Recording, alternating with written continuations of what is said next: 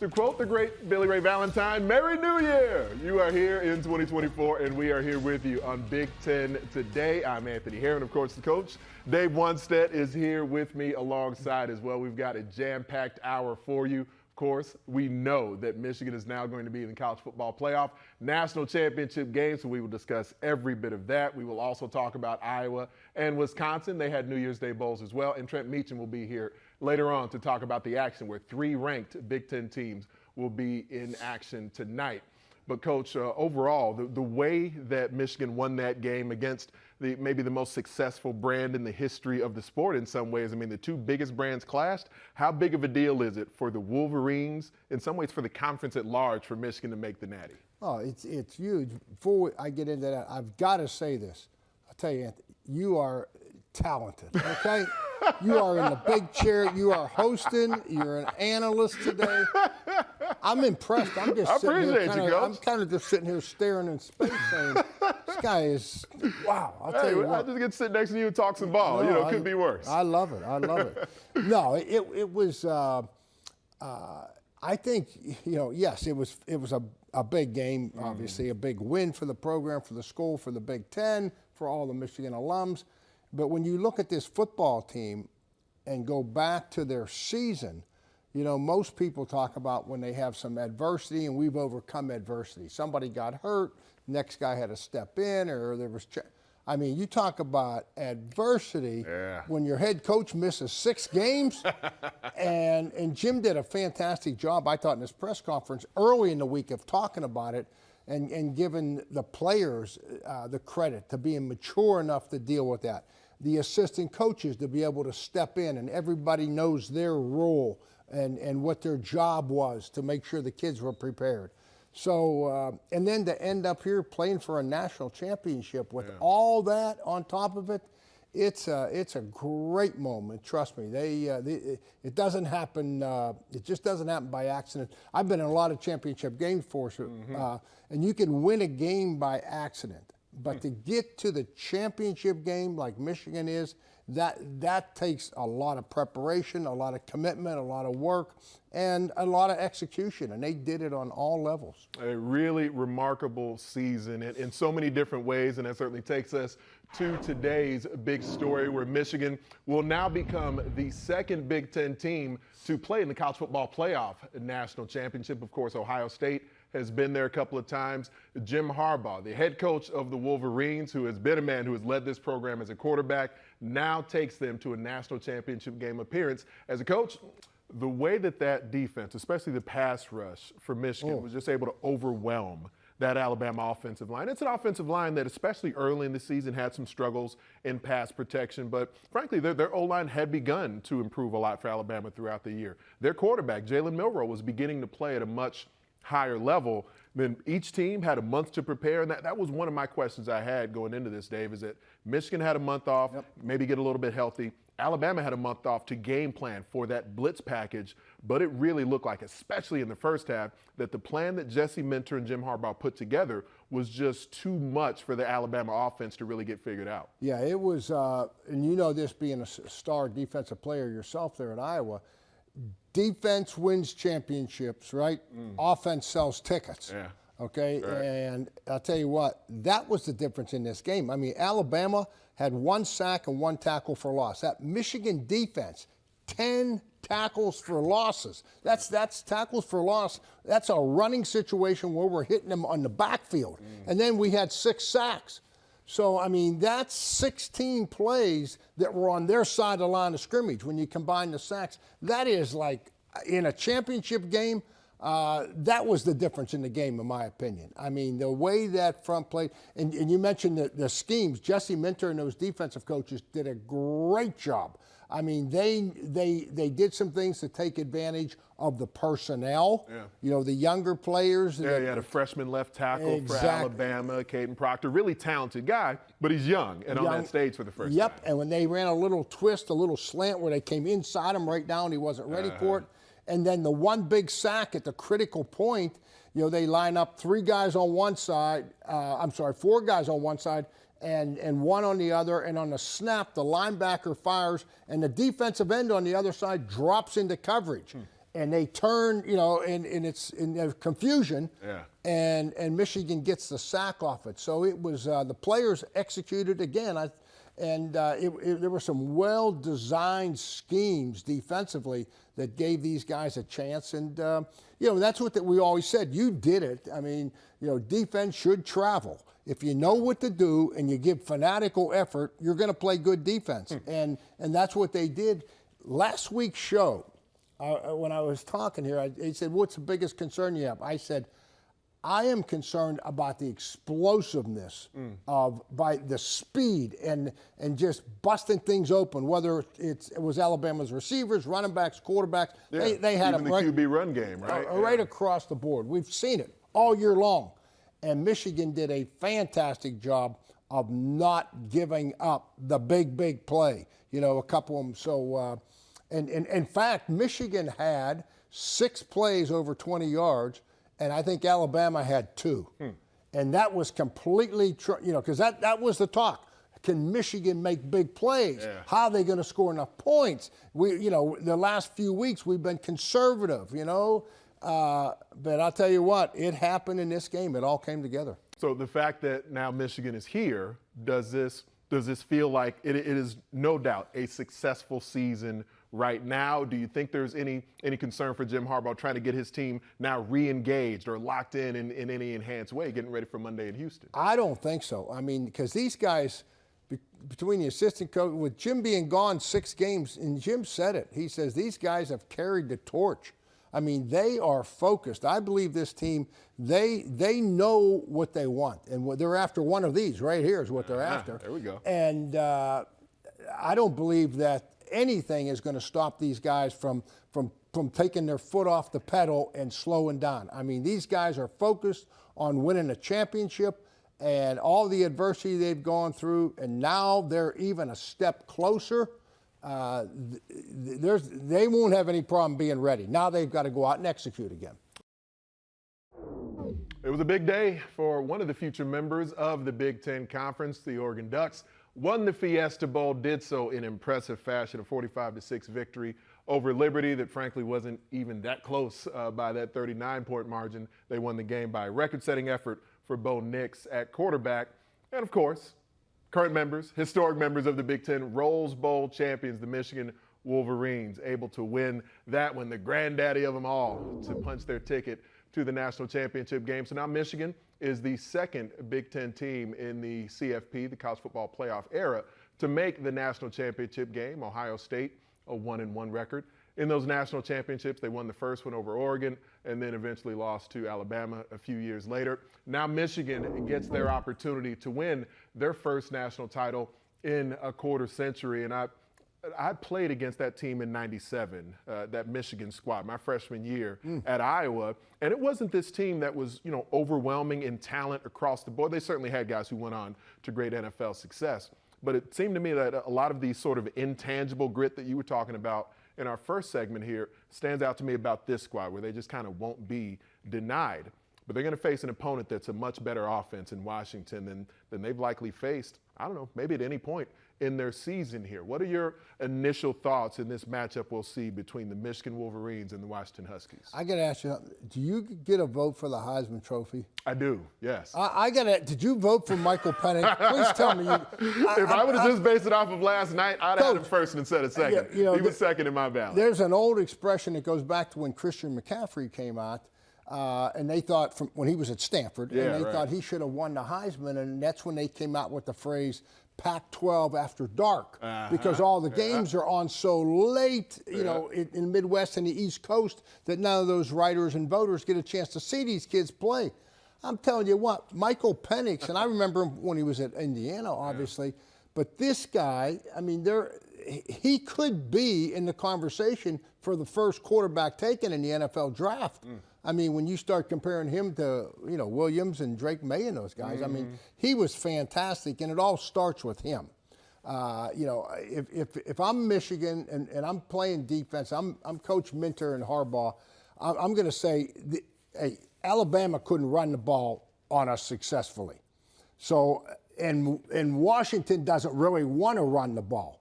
So I'm going to design my defense, okay, where I'm going to be hitting on these receivers.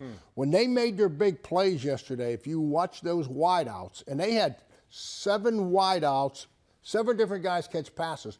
2 of them caught passes for over 120 yards. So there's multiple guys to cover, okay? This is not cover one guy and you can get a handle on it. So what I think Michigan's got to do is they've got to slow these guys down. And they get an advantage in college, as you know, where you can hit guys more aggressively down the field than you can in the NFL.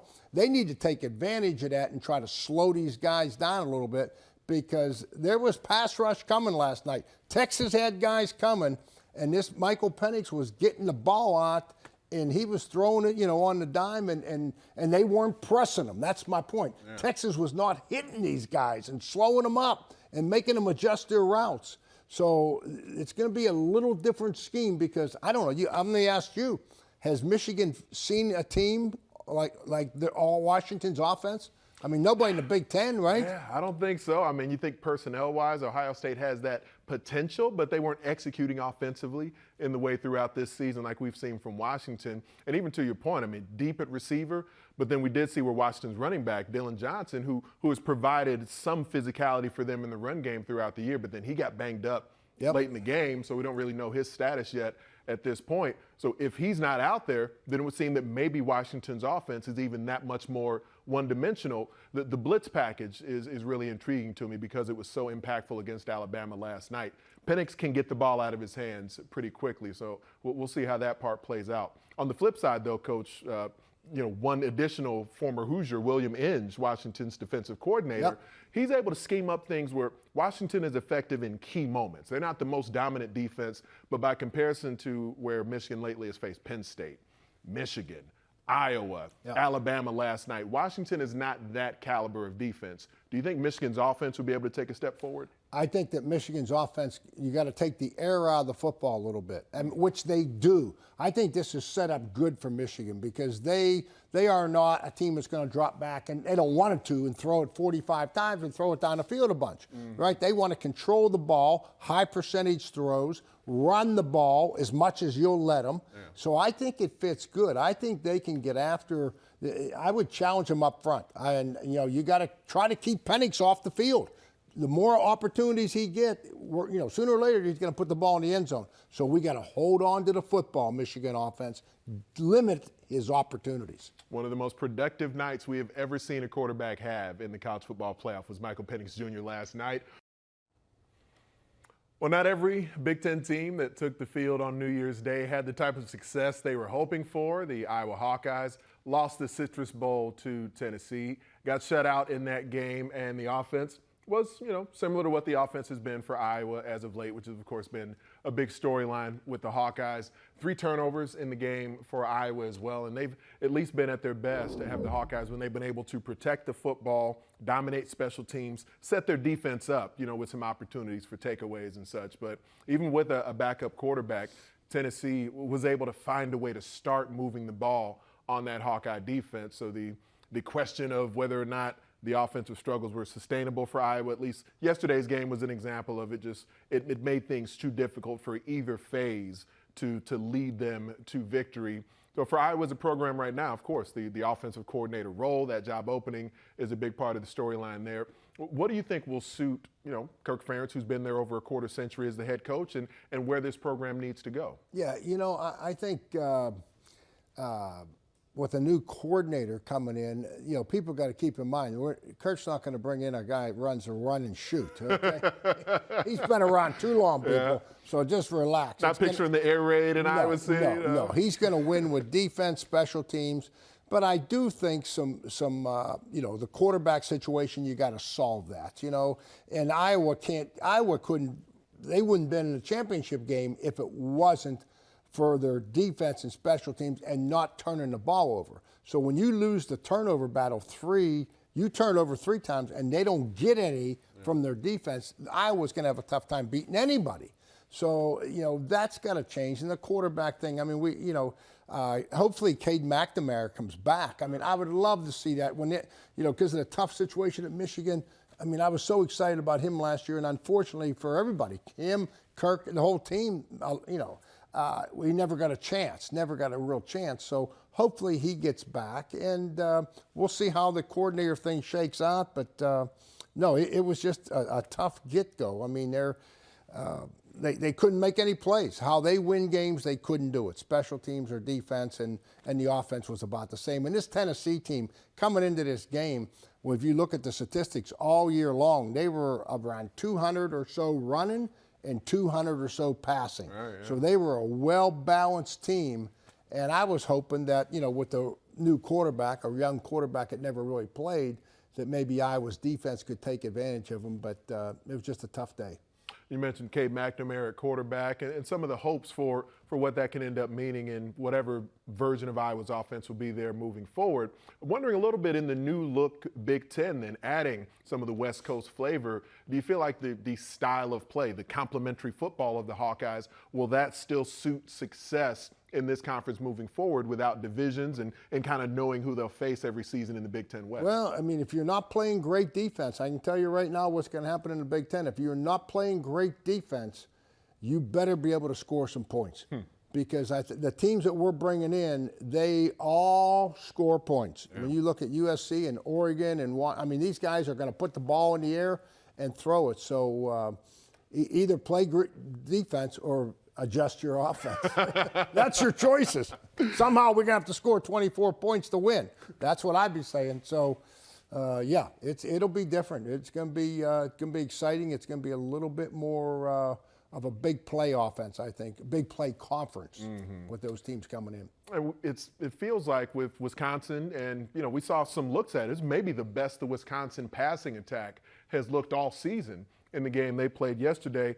35-31 loss to LSU, but they moved the ball really well throughout, protected it for the most part with one turnover. They actually got a takeaway from LSU as well, won the time of possession battle. With all the injuries they have and opt out at running back, they weren't able to run the ball with the same type of dominance that maybe we had hoped for and seen at different points. But on the whole, it's maybe the best game Tanner Mordecai has played the entire season, at least since early in the year. So, I agree. Some good returns on Phil Longo's offense yesterday. Absolutely. I think, Anthony, that this was the Tanner Mordecai that we were all expecting and hoping for, and I'm sure that's what Luke Fickell thought too. What the guy throw 75 touchdowns at SMU? You know what I mean? So this was the player that I know everybody at Wisconsin and we were anticipating all year long, and I know there were injuries and stuff that didn't make it happen, but I thought in this game, the stats, everything, run, pass, we just showed it there, everything was pretty much even except defensively. We didn't make the plays on defense. I mean, we didn't have a sack. We had 3 tackles for loss, and they ended up having 5 sacks, and 7 tackles for loss. And you might be watching now saying, geez, that's not that big. It's a big difference in field position. And it's just that margin of a couple extra sacks, a couple extra tackles for loss that they get that you don't, and it's a field goal game, and that's what happened at the end. It seems to me that for Wisconsin, where the question for them a lot of the season was, who do they want to be? Where we've seen Phil Longo's scheme in past stops have success, both throwing and or running the football. It seemed like Wisconsin maybe couldn't figure out which formula was going to suit this version of this team best. Then they have a great day throwing the ball yesterday, and Tanner Mordecai is now out of eligibility. So what do you think for Wisconsin? What do you think Luke Fickell wants this program to be schematically? Oh, I think he wants it to be balanced. This is not 3 plays in a cloud of dust. I mean, he's going to break away from the Wisconsin mold, I think, in the past from what Barry did and Paul did and so forth. I think he definitely wants to be balanced. They're going to say that, but in the back of his mind, he wants a quarterback watching his teams in Cincinnati that can throw it. I think they got to make some solid decisions on defense too. Remember early on in the year, they were talking about, is it going to be the 4-3 or is it going to be that 3-5-3? And so I think, I think they were working through some things there too, which is expected. It's a new staff. They're putting a lot of things together. High expectations up there at Wisconsin. So Luke, he'll get it done. There's no question about that. It's just going through the process. And you got those extra bowl practices that everyone hopes for, and we'll see which program out of the 2 of them, Iowa and Wisconsin, maybe even the transfer portal, add some new talent coming in there as well. No doubt about your talent, Dave Weinstedt. Always a pleasure, Coach. Happy New Year to you. Same to you. God bless. For the second year in a row, the year opens with the Purdue Boilermakers at #1 in the country.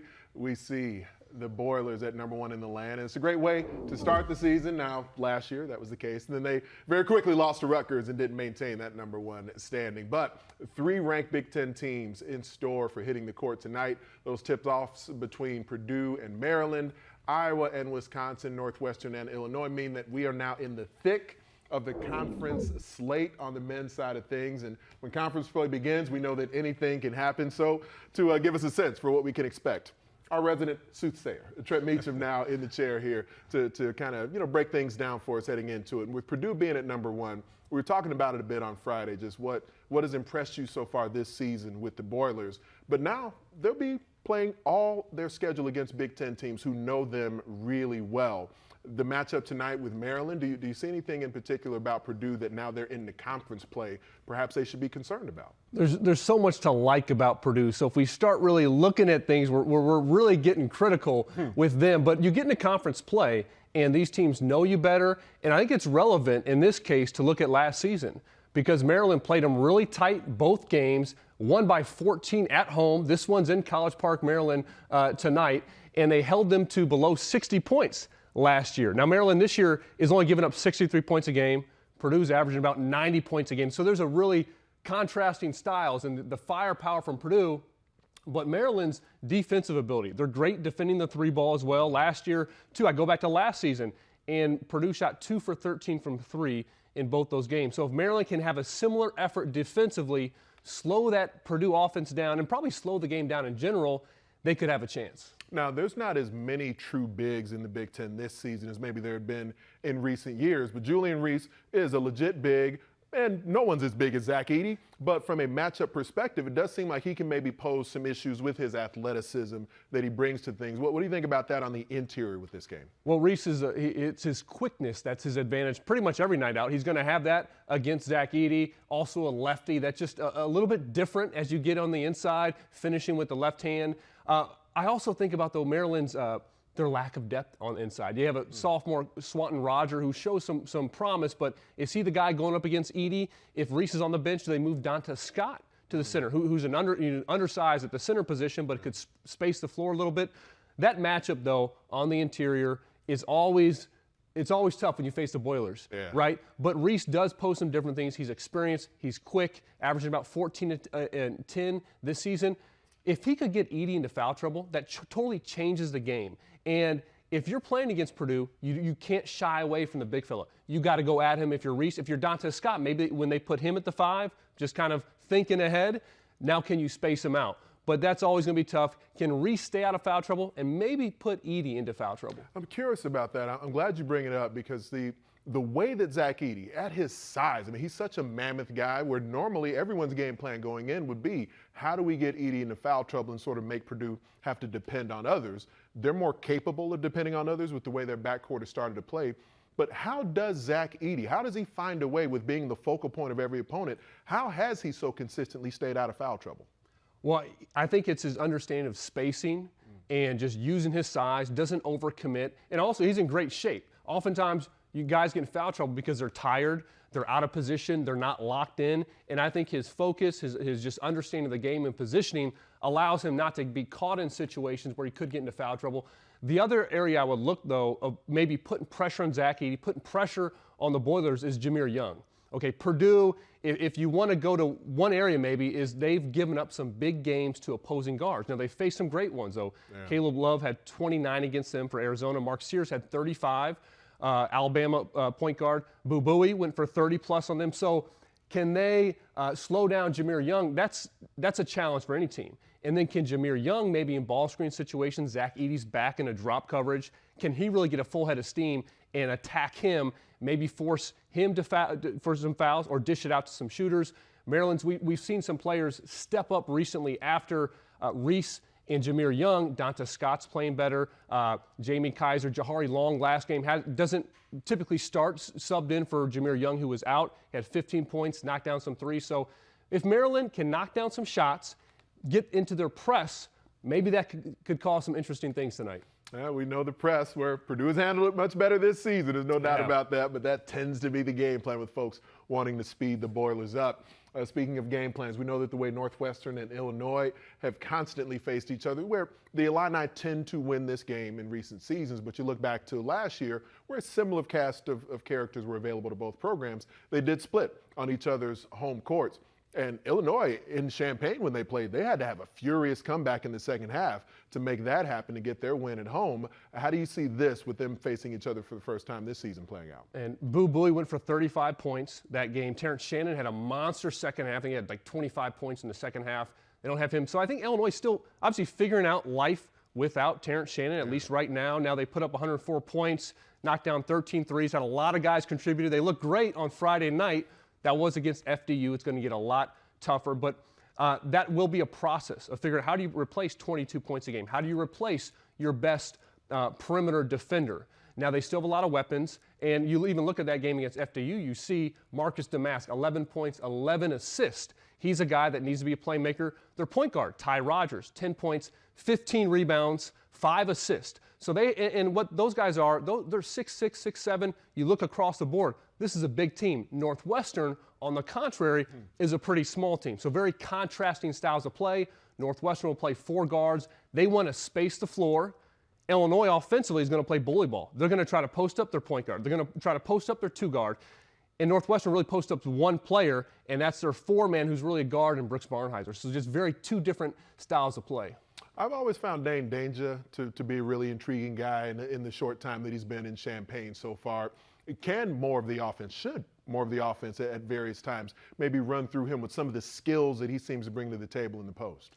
That's a great question. He's really feasted on some of the low majors and mid majors. Yeah. Hasn't been as dominant against Big Ten caliber opponents. Had 19 against FDU. Looked great, and that's a thing that I think Illinois will go to more. Missing the 20-plus points from Terrence Shannon. The one challenge there, though, if Danger's in the game, it limits the ability for their guards to post because he's gonna bring a lot of personnel into the paint. Whereas Coleman Hawkins, when he's playing the 5, now he's spacing the floor. Now Damask and Rodgers and others can get to the post. But along the lines of the size and contrasting styles, I would go to rebounding and turnovers being a key tonight. You look at where can you get extra possessions. Illinois is one of the best rebounding team in the Big Ten, almost a plus 13 rebounding margin. Now, Northwestern is one of the worst rebounding teams, smaller teams. So can Illinois dominate on the boards? But when you look to the turnovers and the ability to take care of the ball, Northwestern is one of the best in the country. They don't turn the ball over. Really sure-handed guards. They spread the floor and shoot the ball well, while Illinois has struggled in that department. Barely positive assist-to-turnover ratio on the season. So I think those two things could be the difference maker. Can Illinois take care of the ball? And can Northwestern hang with Illinois on the glass? The third of the ranked Big Ten teams that will be in action tonight is the Wisconsin Badgers. And for them hosting Iowa, it's an Iowa offense that, we were talking on Friday about some things maybe Iowa was starting to figure out on that end of the court. And they've now started to score over 100 points a game. We know Fran McCaffrey squads are often capable of that. But Wisconsin's offense, by Badger standards, has really seemingly taken a step forward this season also. What is it about the way that Wisconsin's been operating offensively where we've seen them start to get to a higher ceiling? First off, I really like the Badger team. They're far deeper and more athletic than they've been. I think in recent seasons, they've had a starting 5, maybe one guy off the bench, and that's kind of it. They've been very limited offensively. This year, they insert A.J. Storr, 6'7", great athlete, plays above the rim. They've not really had that type of guy, especially last season. He gives them a different element offensively. John Blackwell, I don't know, maybe Greg Gard and his staff did. Most did not see that coming from a freshman. He's playing really, really well. When you think about a guy like Connor Sejan, hasn't really been able to get off the bench. He averaged almost 12 a game as a freshman. Blackwell's playing great. You have Klesmit that can get hot. Their post play, Stephen Crowell, Tyler Wall's healthy. So this is a very balanced, deep team, offensively very efficient. They don't play a fast pace, whereas Iowa, they're the 6th fastest team in the country. They get up a shot under 15 seconds time of possession. So they're really wanting to play fast, whereas Wisconsin's more methodical, but they're very balanced teams. And to do it at the Kohl Center, whereas it can be a really, really difficult place to play for the Hawkeyes. Then with the tempo that they tend to bring to the table, they've started to get their assist numbers up in recent games. protecting the basketball? I mean, you know, it seems like a bit of football parlance, but for Iowa to be able to protect it and just run quality offense with their pace, how big of a deal is that going to be, especially being on the road at the Kohl Center? Yeah, they play fast, but they've never turned the ball over too much in recent seasons. And you think that typically doesn't go hand in hand. When a team plays fast, they turn the ball over more. Well, when you just shoot it really fast, you don't have the chance to turn over, right? I would like to see them, and we talked about this last week, Anthony, of you can play fast, but you don't have to shoot it fast. You know, it doesn't mean you have to get up a shot real quick. When they space the floor, when they're playing 94 feet, this team can be really good. They haven't shot it great this season, about 33% from three. I think those numbers will improve. I'd say the same for Wisconsin. They haven't shot the ball as well from three as I think they will.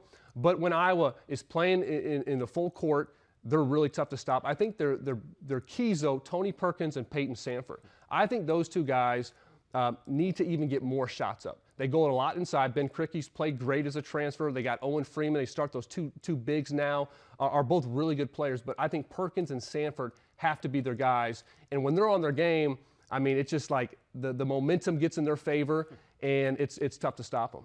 You talked about Krikke and Crowell. I mean, as you may be sensing, I love watching the matchups of the big men on the interior, and these guys are both really versatile with what they end up bringing to the table. I wonder if Trent will have them as a part of his New Year's resolutions. I don't have a lot of personal experience making New Year's resolutions. I've certainly discussed it, but I don't know, for whatever reason, it's not something I've ever really pinned myself down to get done. But I love the fact that you have resolutions available for some of the teams in the Big Ten, especially the ones at the top of the rankings. Personally, do you tend to make resolutions? I do. It's a great time of year, right, to maybe set a new course. So I do. I like it. Yeah, all right. Well, let's start at not only the top of the Big Ten, then the top of the entire country with the #1 team in the land, the Purdue Boilermakers. And you have a resolution for what you think the guys in West Live should be doing. Yes. Look, this team, remarkable. They have not lost a non-conference game in the last 3 seasons. So kudos to Purdue. That's a huge accomplishment. They've faced tough schedules. But my New Year's resolution is to play your best basketball in March.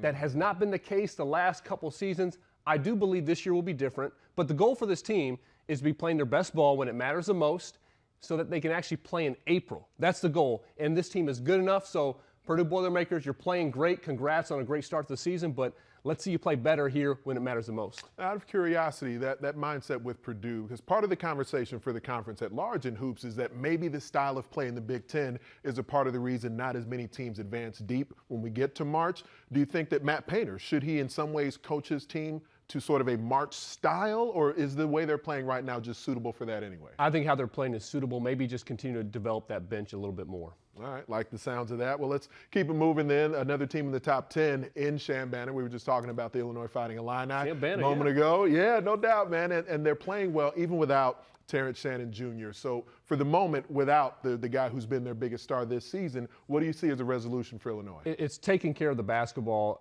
They're barely positive assist-to-turnover ratio. They just crossed that threshold their last game. I'd love to see them get to about 1.5 assists per turnover and negative almost 3 turnovers, their margin a game. They got to improve on that if they want to reach the heights that their goals this year.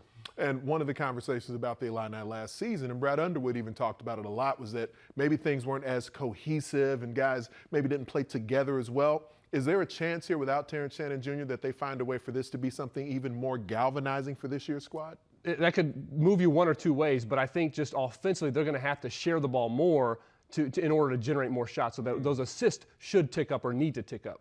All right, well, let's go down to the team in the Big Ten who is also ranked, Wisconsin, right now, sitting at number 21. And for the Badgers, then, what would you see as the resolution for Greg Gard's squad? In recent seasons, they've played so many close games. They found a way to win close games. They haven't had any close games this year. So I think what's going to be key, because they'll have close games in the Big Ten, in the NCAA tournament, they got to win those close games here in the new year.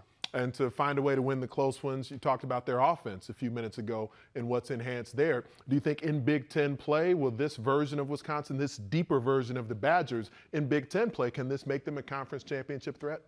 I think they are a threat. I think they have the depth. I think they have the firepower. So they're going to be a team to watch out for. All right, so with the Badgers then, because of that fact that they are now a threat, overall then, these 3 teams that we're talking about, who at the moment feels most sustainable with their current style of play? Well, it's definitely Purdue, okay? But you know what? They're 0-1 in the league right now, right? It's a new season for everybody. Illinois is trying to adjust to some things. I love Wisconsin's depth. And you get into conference play. I mean, it's a whole season in and of itself. The coaches in the Big Ten are as good as it gets. They know these teams. They scout better than ever. So each of these teams, Purdue's got to continue to improve. Illinois has got to shore up those turnovers. And Wisconsin, you're going to be in some close games. They got to find a way, like they have in recent years. They have the experience to win those close games. That'll be key for each of these three teams. We know Greg Gard does not mind playing close games. That defense will certainly continue figuring things out. On defense, thanks to Trent Meacham and Dave Weinstedt. Thank you to you in this new year, 2024.